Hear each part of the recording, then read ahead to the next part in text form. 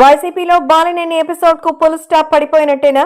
ఆయన వద్దనుకున్నారా, జగనే వద్దనుకున్నారా అన్న విషయంలో సందేహాలు ఉంటే ఉండొచ్చు. కానీ బాలినేని వైసీపీకి గుడ్ బై చెప్పడం మాత్రం ఖాయమైపోయింది.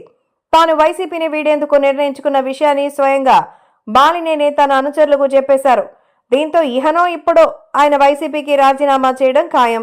అసలు వైసీపీలో బాలినేని గత 3 ఏళ్లుగా హాఫ్ రెబల్ గానే కొనసాగుతున్నారు. ఇటు బాలినేనికి అటు వైసీపీ అధినేతకు కూడా పరస్పర అవసరాలున్నాయి. పైపెచ్చు ఇరువురు బంధువులు కూడా. అయినా బాలినేనికి పొమ్మనకుండా పార్టీలోనే పొగబెట్టడం అనేది గత కొన్నేళ్లుగా నిరాటంకంగా సాగుతూ వస్తోంది. ఇది ఎప్పుడు మొదలైందంటే జగన్ తాను అధికారం చేపట్టిన తర్వాత దాదాపు 3 ఏళ్లకు మంత్రివర్గాన్ని పునర్వ్యవస్థీకరించారు. ఆ పునర్వ్యవస్థీకరణలో బాలినేని మంత్రి పదవి నుంచి తొలగించారు. అదే సమయంలో ఆయన జిల్లాకే చెందిన మంత్రిని కొనసాగించారు. ఇది బాలినేనిలో అసంతృప్తికి బీజం వేసింది.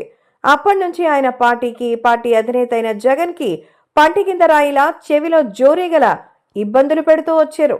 అయితే జగన్ పొమ్మన్న ప్రతిసారి బాలినేని చూరు పట్టుకుని వేలాడారు.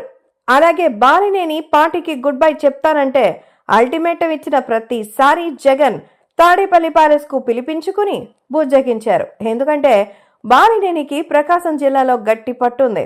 ఇక బాలినేని ఎందుకు పార్టీని వదలకుండా వెళ్లాడడం అంటే ఆయనను మరే రాజకీయ పార్టీ చేర్చుకునే అవకాశాలు లేవు.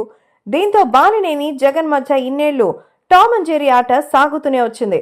అయితే 2024 ఎన్నికలలో వైసీపీ బాలినేని కూడా పరాజయం పాలవడంతో ఇక ఒకరి అవసరం ఒకరికి లేకుండా పోయింది. మరో 5 ఏళ్ల వరకు ఎన్నికలు లేకపోవడంతో బాలినేని వెంటనే రాజకీయ ఆశ్రయం దొరికి తీరాల్సిన పరిస్థితి కూడా లేకపోవడంతో ఆయన ఇక వైసీపీకి గుడ్ బై చెప్పడమే మేలన్న నిర్ణయానికి వచ్చేశారు.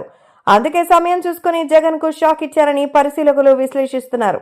అయితే ఈ పార్టీలోనే ఉంటూ రోజుకో విమర్శ, పూటకో డిమాండ్ తో ఉక్కిరిబిక్కిరి చేస్తున్న బాలినేని పార్టీ నుంచి ఎగ్జిట్ అవడంతో జగన్ కూడా హమ్మయ్య అనుకునే పరిస్థితి ఉందని వైసీపీ వర్గాలు అనుకుంటున్నాయి.